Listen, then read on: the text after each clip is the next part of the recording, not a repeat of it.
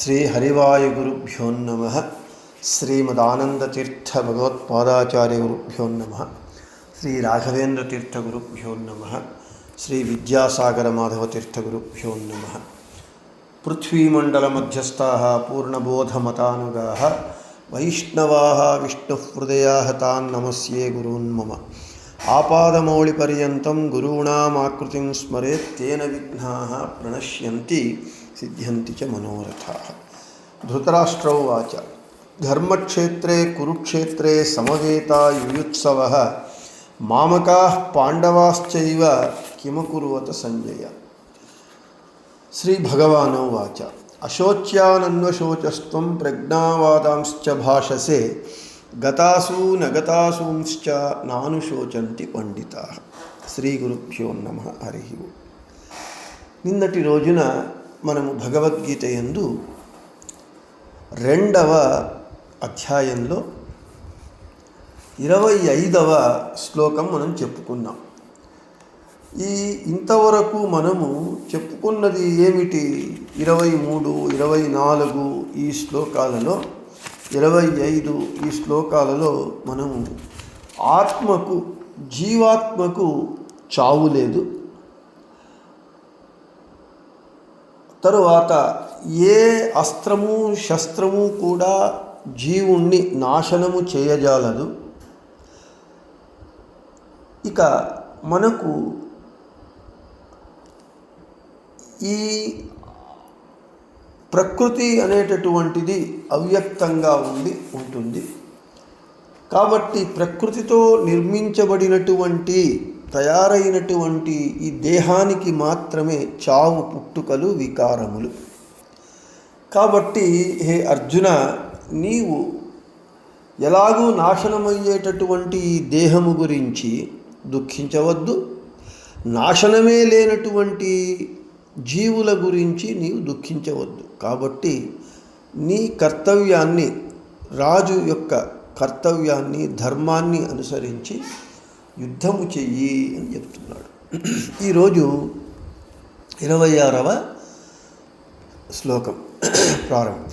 అథ చైనం నిత్యజాతం నిత్యం వా మన్యసే మృతం తథాపి త్వం మహాబాహో నైనం శోచితుమర్హసి. అర్జునుడు మళ్ళీ ఇలా అంటూ ఉన్నాడు, కృష్ణ, ఆత్మ నిత్యమే అగుగాక, ఆ ఆత్మకు, జీవునికి కొత్త కొత్త దేహాలు రావడమే పుట్టుక, పోవడమే మరణము అని ఉండుగాక. ఎలాగూ జీవునికి ఇటువంటి చావు పుట్టుకలు ఉంటూనే ఉన్నాయి. అయితే యుద్ధమునందు నీవు చెప్పేటటువంటి చావు అనేటటువంటిది నిశ్చయంగా ఉంటూ ఉన్నది. కాబట్టి వీళ్ళందరూ నావారు, వీళ్లకు చావు వస్తే నాకు దుఃఖమవుతుంది, కాబట్టి నేను దుఃఖిస్తాను అని చెబితే అప్పుడు కృష్ణుడు అర్జునునికి చెబుతున్నాడట, అథ చైనం నిత్యజాతం నిత్యం వా మన్యసే మృతం తథాపి త్వం మహాబాహో నైనం శోచితుమర్హసి. హే అర్జున, మళ్ళీ చెబుతున్నాను, జీవుని స్వరూపానికి నాశనము లేదు. అయినా ఆ జీవునికి ప్రాకృత దేహ సంబంధమే పుట్టుక, ఈ దేహ నాశనమే చావు. ఇటువంటి చావు పుట్టుకలు ఆ జీవునికి, నిత్యమైనటువంటి జీవునికి ఉన్నాయి అని నీకు తెలిసి కూడా ఎందుకు నీవు దుఃఖిస్తూ ఉన్నావు? దుఃఖించవలసినటువంటి అవసరము లేదు అని చెబుతున్నాడు భగవంతుడు. ఇక్కడ నిత్యం అంటూ ఉన్నారు. నిత్య శబ్దానికి అర్థం ఏమిటి అంటే నియతమైనటువంటిది, అనివార్యమైనటువంటిది. ఇక 27వ శ్లోకంలో మళ్ళీ చెబుతున్నాడు భగవంతుడు, జాతస్య హి ధ్రువో మృత్యుః ధ్రువం జన్మ మృతస్య చ తస్మాత్ అపరిహార్యే అర్థే నత్వం శోచితుమర్హసి. హే అర్జున, చెబుతున్నాడు కృష్ణుడు, నీ పుట్టినటువంటి వాడు జాతస్య హి ధ్రువో మృత్యు, పుట్టినటువంటి వాడు చావాలి, తప్పదు. చావు అనేటటువంటిది పుట్టినవాడికి గిట్టక తప్పదు. గిట్టినవాడు, మరణించినవాడు ధ్రువం జన్మ మృతస్య చ, పుట్టినటువంటి వానికి జన్మ, మరణించినటువంటి వానికి జన్మ అనేటటువంటిది నిశ్చయం. కాబట్టి ఈ పుట్టినటువంటి వాడు చావాలి, చచ్చినటువంటి వాడు పుట్టాలి. ఇది అపరిహార్యార్థం, అంటే దీనికి పరిహారమే లేదు, ఇది జరిగే తీరాలి. ఇది మన చేతిలో లేనటువంటిది కాబట్టి, ఇది పరిహారము లేనటువంటి విషయం కాబట్టి దానికి నీవు నత్వం శోచితుమర్హసి, నీవు దానికి దుఃఖించవలసినటువంటి అవసరం లేదు అని చెప్తున్నాడు. ఈ విధంగా అర్జునుడిని యుద్ధోన్ముఖుణ్ణి చేయటానికి కృష్ణుడు పరిపరి విధాలుగా అతనికి చెబుతూ ఉన్నాడు. ఇక ఈ సరే పుట్టుక మరణించటం, దీని యొక్క స్వరూపాన్ని వివరిస్తూ ఉన్నాడు భగవంతుడు 28వ శ్లోకంలో. అవ్యక్తాదీని భూతాని వ్యక్త మధ్యాని భారత అవ్యక్త నిధనాన్యేవ తత్ర కా పరిదేవన. హే అర్జున, మన ఈ శరీరము ఉత్పత్తికి కారణమైనటువంటిది అవ్యక్తతత్వము, ప్రకృతి తత్వం. ఈ చావు పుట్టుకల మధ్య ఉన్నటువంటి కాలమునందు ఈ శరీరము ప్రకృతి యొక్క కార్యరూపంగా ఉంటూ ఉన్నది. ఈ శరీరము మళ్ళీ కారణమైనటువంటి అవ్యక్త తత్వమునందు లయ పొందుతూ ఉన్నది. ఇలా ఉన్నప్పుడు ఇటువంటి శరీరము గురించి ఎందుకు నీవు వ్యర్థంగా కా పరిదేవన, ఎందుకు వ్యర్థ దుఃఖ ప్రలాపము అని చెబుతున్నాడు. ఇక్కడ మనము ఆ చావు పుట్టుకల యొక్క కారణము గురించి ఇక్కడ మనకు భగవంతుడు చెబుతూ ఉన్నాడు. దానిని రాఘవేంద్ర గురు సార్వభౌముల వారు వివరించినటువంటి గీతా వివృతి ద్వారా చూద్దాం. ఏతదేవ జన్మ మృతి స్వరూపోక్త్యా స్పష్టయతి. ఈ జన్మ మరణము, ఈ వీటి యొక్క స్వరూప వివరణను భగవంతుడు అవ్యక్తాదీని అనేటటువంటి ఈ శ్లోకంలో చెబుతూ ఉన్నాడు.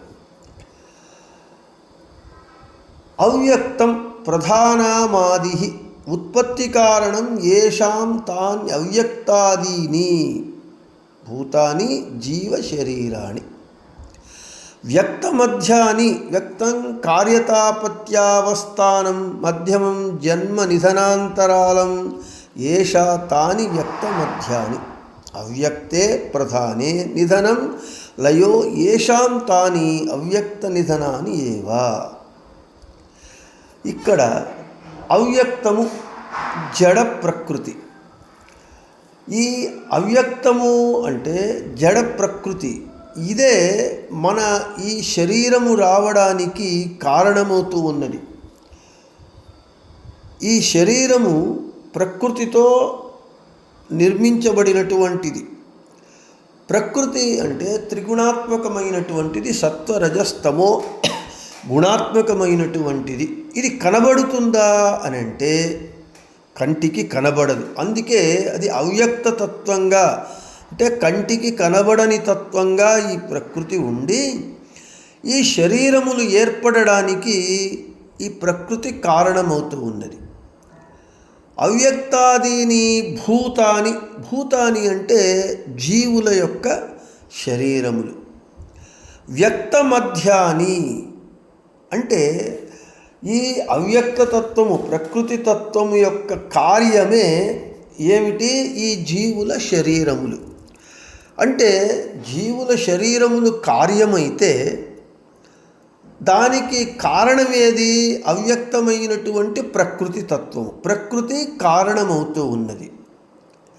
ఇక వ్యక్త మధ్యాని భారత అంటే ఈ అవ్యక్తము వ్యక్తమై ఈ శరీర రూపంగా మనకు కనబడుతూ ఉన్నప్పుడు ఈ చావు పుట్టుకల మధ్య మళ్ళీ ఈ దేహము నాశనమైపోతూ ఉన్నది. అవ్యక్త నిధనాన్ని అన్యేవ, ఈ తరువాత ఈ శరీరం ఏమవుతూ ఉన్నది? మళ్ళీ ఆ ఏ తత్వము నుండి, ప్రకృతి తత్వము నుండి వచ్చిందో మళ్ళీ దాని అందే లయ అవుతూ ఉన్నది. కాబట్టి అంటే ఈ దేహము యొక్క పుట్టుక చావు ఈ రెండింటి మధ్య ఉన్నటువంటి కాలమే ఈ జీవుడు శరీరాన్ని పొంది ఉంటాడు. కాబట్టి ఇది ఏ అవ్యక్తంగా ఉన్నటువంటి ఏ ప్రకృతి నుండి, ప్రకృతి తత్వము కారణంగా ఉండి ఈ శరీరములు ఏర్పడతాయో అదే శరీరములు మళ్ళీ ఏది కారణమై ఉన్నదో ప్రకృతి తత్వము అవ్యక్తంగా ఉండి అటువంటి ప్రకృతి యందే ఇది లయ పొందుతూ ఉన్నది. వ్యక్తమై మళ్ళీ మాయమయ్యేటటువంటి ఈ మధ్యకాలమే ఈ జీవుడు ఈ శరీరాన్ని కలిగి ఉంటూ ఉన్నాడు. అదే మన జీవనం. అంటే ఈ జీవుడు దేహాన్ని పొందుతూ పుట్టుక అనేటటువంటి దీనితో ఈ దేహాన్ని పొందడము పుట్టుక, పోగొట్టుకోవడం మరణము, ఈ చావు పుట్టుకల మధ్య ఉన్నటువంటి కాలం ఏది ఉంటూ ఉన్నది జీవునికి ఏదో ఒక దేహ రూపంలో వాని జీవిత కాలము. కాబట్టి ఇది నీవు దీనిని ఈ చావు పుట్టుకలు లేకుండా శాశ్వతంగా నీవు ఉంచగలుగుతావా ఈ దేహాలను అంటే సాధ్యమే కాదు. ఈ దేహమును నాశనము కలిగినటువంటిది, ఈ దేహతత్వమే నాశనము కలిగినటువంటిది. కాబట్టి నీవు ఎందుకు దుఃఖిస్తూ ఉన్నావు? ఈ దేహము ఇప్పుడు కాకపోయినా ఎప్పుడైనా అది నాశనము కావలసిందే. ఇక ఆత్మ అనంటావా? ఆత్మకు నాశనమే లేదు. ఇక నీవు చంపడం అనేది ఎక్కడ ఉన్నది? నీవు చంపలేవు. ఇంకా ఇక్కడ వివరణ ఇస్తూ ఉన్నారు. ఏమి మన పంచభూతములతో కూడుకున్నటువంటి శరీరం ఉన్నది కదా, ఈ జీవుల శరీరములన్నింటికీ మూల కారణము ప్రకృతి తత్వం. అది ఎవరి కంటికి కనబడనటువంటి సూక్ష్మమైనటువంటి వస్తువు. కాబట్టి ఆ తత్వానికి అవ్యక్తము అని పేరు, అవ్యక్త తత్వము అని పేరు. సృష్టి కాలంలో అంటే ఈ జీవులు దేహాన్ని పొందేటటువంటి కాలమునందు అవ్యక్తంగా ఉన్నటువంటి ఈ ప్రకృతి వ్యక్తరూపంగా పరిణామము చెందుతుంది. అంటే ఆ అవ్యక్త రూపము నుండి వ్యక్త రూపానికి రావటమే మన ఈ జీవుల మన అందరి శరీరములు. మళ్ళీ ప్రళయకాలంలో వ్యక్తస్థితి యందున్నటువంటి ప్రకృతి మళ్ళీ అవ్యక్త తత్వానికి చేరుతుంది, మళ్ళీ దానిలో లయ అయిపోతుంది. కాబట్టి ఈ వ్యక్త అవ్యక్త ఈ రెండింటి మధ్య ఉన్నటువంటి స్థితి ఏమిటి అని అంటే మనము ఇదే మన జీవనం. అంటే ఆది అంత్యములందు అవ్యక్తతత్వం. ఆది యందు ప్రకృతి కనబడలేదు, అది శరీరంగా పరిణామం చెందిన తరువాత వ్యక్తమయ్యింది. మళ్ళీ అంత్యమునందు మళ్ళీ లయ అయిపోతూ ఉన్నది దానిలో ఈ శరీరము.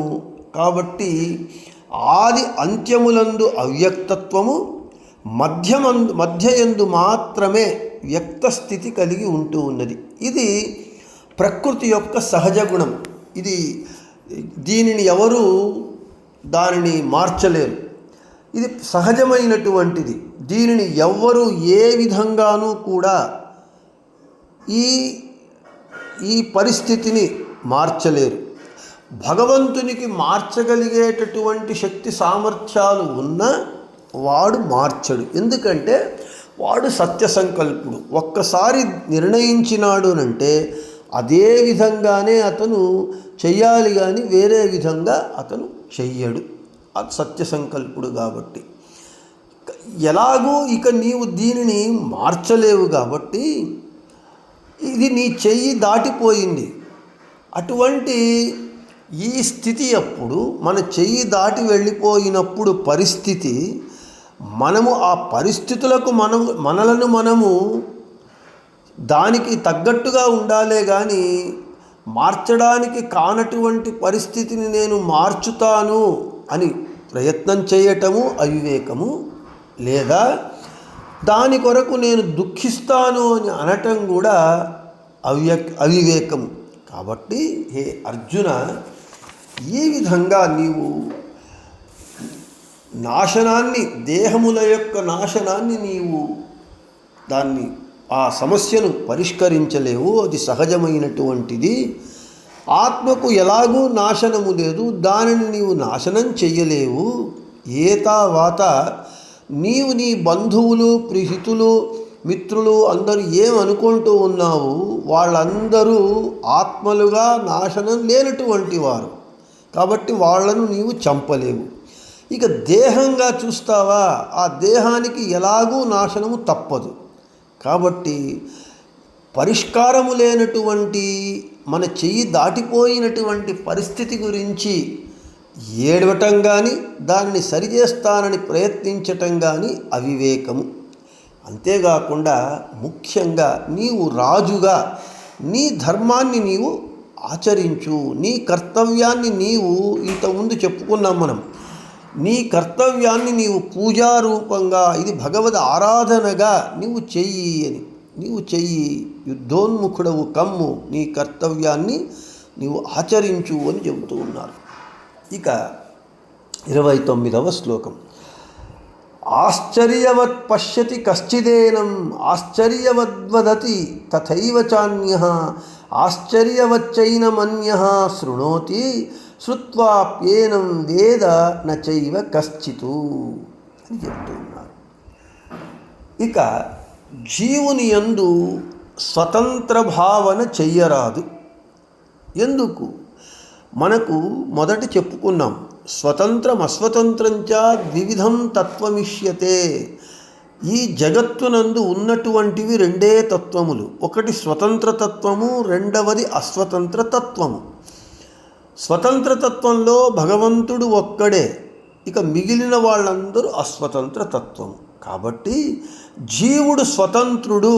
నేను చంపగలను, నేను చంపుతాను, నేను ఈ పనిని చేస్తాను స్వతంత్రంగా అనేటటువంటి భావన చెయ్యరాదు అని ఈ శ్లోకంలో చెబుతున్నాడు భగవంతుడు. ఒక సాత్విక స్వభావము కలిగినటువంటి వ్యక్తి ఏం చేస్తాడు, అవ్యక్తుడుగా ఉన్నటువంటి భగవంతుణ్ణి సర్వతంత్ర స్వతంత్రుడిగా చూస్తాడు భగవంతుడు, ఒక జ్ఞాని. ఇంకొకడు శ్రీహరిని స్వతంత్రుడిగానే, వాడు శ్రీహరి స్వతంత్రుడు, సర్వతంత్ర స్వతంత్రుడు అని ఇంకొకరికి చెబుతాడు.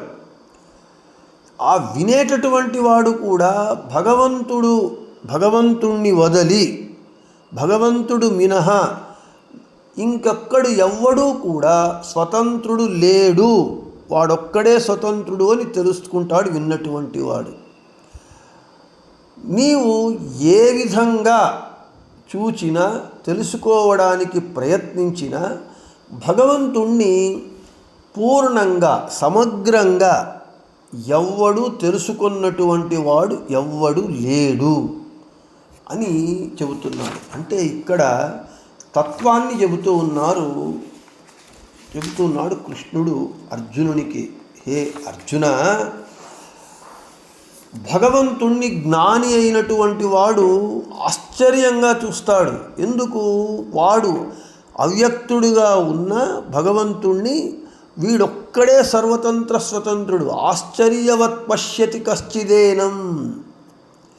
వాడు జ్ఞాని, భగవంతుని తత్వము వానికి బాగా తెలిసి ఉంటుంది కాబట్టి వాడు ఆశ్చర్యంగా భగవంతుడొక్కడే సర్వతంత్ర స్వతంత్రుడు అని చూస్తాడు. ఇంకొకడేం చేస్తాడు, ఆశ్చర్యవద్ వదతి తథైవ చ అన్యః. ఇంకొకడేం చేస్తాడు, భగవంతుడొక్కడే స్వతంత్రుడు అని వేరే వానికి చెబుతాడు. ఆ విన్నటువంటి వాడు ఆశ్చర్యవచ్చైనమన్యః శృణోతి. ఆ విన్నటువంటి వాడు భగవంతుడొక్కడే సర్వతంత్ర స్వతంత్రుడు, ఇంకొక్కడు లేడు అని వాడు తెలుసుకుంటాడు. మొత్తానికి ఏ విధంగా ఎవరు ఏమి తెలుసుకున్నా భగవంతుణ్ణి సమగ్రంగా సాకల్యంగా ఎవడు తెలుసుకున్నటువంటి వాడు లేడు. అందుకే భగవంతుడు అప్రమేయుడు అని వానికి పేరు.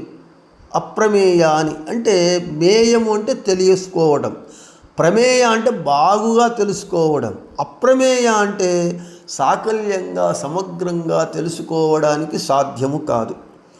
చివరికి లక్ష్మీదేవి కూడా భగవంతుని వక్షస్థలవాసిని, సదా వక్షస్థలవాసిని అయినటువంటి అక్షరతత్వమైనటువంటి అటువంటి లక్ష్మీదేవి కూడా భగవంతుణ్ణి సాకల్యంగా సమగ్రంగా తెలుసుకోవడానికి ఆమెకు సాధ్యపడటం లేదు. అందుకే మనకు జగన్నాథదాసుల వారు హరికథామృతసారంలో చెబుతారు, ಜಗದುದರನತಿ ವಿಮಲಗುಣ ರೂಪಗಳನ ಆಲೋಚನದಿ ಭಾರತ ನಿಗಮ ತತಿಗಳ ಅತಿಕ್ರಮಿಸಿ ಕ್ರಿಯಾ ವಿಶೇಷಗಳ ಬಗೆ ಬಗೆಯ ನೂತನವ ಕಾಣುತಮಿಗೆ ಹರುಷದಿಂ ಪಗಳಿ ಹಿಗ್ಗುವ ತ್ರಿಗುಣಮಾನಿ ಮಹಾಲಕುಮಿ. జగత్తునంతా తన ఉదరమునందు ప్రళయకాలంలో పెట్టుకున్నటువంటి భగవంతుని యొక్క అతి విమలమైనటువంటి పవిత్రమైనటువంటి గుణములను లక్ష్మీదేవి తెలుసుకుంటుందట. ఎక్కడివి? భారతము, వేదములు, పురాణములు వీటిలో చెప్పినటువంటివన్నీ ఆమెకు కరతలామలకములు. వాటిలో చెప్పనటువంటివి తాను ఆలోచించి కొత్తవి క్షణానికి అనుక్షణానికి భగవంతుని కొత్త గుణములు, రూపములు, క్రియా విశేషములను తెలుసుకొని ఆనందపడుతూ ఉంటుందట లక్ష్మీదేవి. అది ముగిసిపోయిందా అంటే ఈ క్షణానికి లక్ష్మీదేవి ఆ భగవంతుణ్ణి సమగ్రంగా తెలుసుకోలేకపోతూ ఉన్నది, ఆలోచిస్తూ ఉన్నది. కొత్త విషయాలను భగవంతుని విషయంలో ఆమె తెలుసుకుంటూ ఉన్నది. ఇక బ్రహ్మ చెబుతాడు, భాగవతంలో వస్తూ ఉన్నది, నేను ఈ భూమండలంలో ఉన్నటువంటి మట్టి కణాలన్నింటినీ నేను లెక్కపెట్టి చెప్పగలను. అయితే భగవంతుని గుణములను, రూపములను, క్రియలను వాటిని నేను లెక్కపెట్టి చెప్పలేను అని చెబుతూ ఉన్నాడు. కాబట్టి హే అర్జున, ఇది సర్వతంత్ర స్వతంత్రుడైనటువంటి భగవంతుని యొక్క వ్యాపారము. ఇంతకుముందు చెప్పుకున్నాం, జీవుడు భగవంతుని ప్రతిబింబము. బింబము స్వతంత్రము, ప్రతిబింబము అస్వతంత్రము. కాబట్టి నీవు భగవంతుని ఆజ్ఞగా, ఇది భగవంతుని పూజగా, అపరిహార్యమైనటువంటి పరిహారము లేనటువంటి వాటి కొరకు దుఃఖించకుండా ఈ యుద్ధాన్ని చేసి నీ కర్తవ్యాన్ని నిర్వహించి భగవద్ ఆరాధనగా నిర్వహించి నీవు యుద్ధము చెయ్యి, దుష్ట శిక్షణ చెయ్యి, శిష్ట సంరక్షణ చెయ్యి, నీ కర్తవ్యాన్ని నీవు నిర్వహించు అని భగవంతుడు అర్జునునికి చెబుతూ ఉన్నాడు. భగవంతుడు ఎటువంటి వాడు? ఆశ్చర్యకరము అంటున్నాడు. ఆశ్చర్యవత్ పశ్యతి, ఆశ్చర్యవత్ వదతి అంటే ఆశ్చర్యము. భగవంతుడు అత్యద్భుతమైనటువంటి వాడు, మన ఊహకు అందనటువంటి ఆశ్చర్యకరమైనటువంటి వాడు. అందుకే అంటూ ఉన్నారు, మనకు రావణుల యుద్ధము ఎలా ఉన్నది అని చెప్పమంటే రావణుల యుద్ధాన్ని ఏ యుద్ధానికి పోల్చడానికి సాధ్యం కాదు. అంతటి భీకరమైనటువంటి భయంకరమైనటువంటి యుద్ధము అంతవరకు జరగలేదు. అటువంటప్పుడు రామరావణ యుద్ధాన్ని దేనితో పోల్చాలి అని అంటే రామరావణయోర్ యుద్ధం రామరావణయోరివ. అంతవరకు అటువంటి యుద్ధము జరగలేదు కాబట్టి రామరావణుల యుద్ధం ఎలా ఉన్నది అంటే రామరావణుల యుద్ధములాగానే ఉన్నది అని. మళ్ళీ గగనం గగనాకారం, ఆకాశము ఎలా ఉన్నది అని అంటే ఆకాశము సర్వత్ర వ్యాప్తమై ఉన్నది. ఆకాశం అంటే అవకాశం ఇచ్చేటటువంటిది ఆకాశము. ఆకాశము అన్ని చోట్ల వ్యాప్తి అయి ఉన్నది. ఆకాశాన్ని పోల్చాలి అంటే ఆకాశమంత సర్వత్ర వ్యాప్తమైనటువంటిది ఈ జగత్తునందు ఏదీ లేదు కాబట్టి గగనం గగనాకారం అని చెబుతూ ఉన్నారు. రామరావణుల యుద్ధానికి పోల్చినటువంటి యుద్ధం ఇంకొకటి లేదు కాబట్టి రామరావణుల యుద్ధము రామరావణుల యుద్ధంలాగా ఉన్నది అని చెబుతూ ఉన్నారు. అదేవిధంగా భగవంతుడు ఒక్కడే సర్వతంత్ర స్వతంత్రుడు. వాణ్ణి పోల్చటానికి ఇంకొకడు లేడు. సర్వతంత్ర స్వతంత్రుడిగా ఇంకొకడు లేడు కాబట్టి భగవంతునికే పోల్చాలి. అందుకే వాడు ఆశ్చర్యవత్ పశ్యతి, ఆశ్చర్యవత్ వదతి.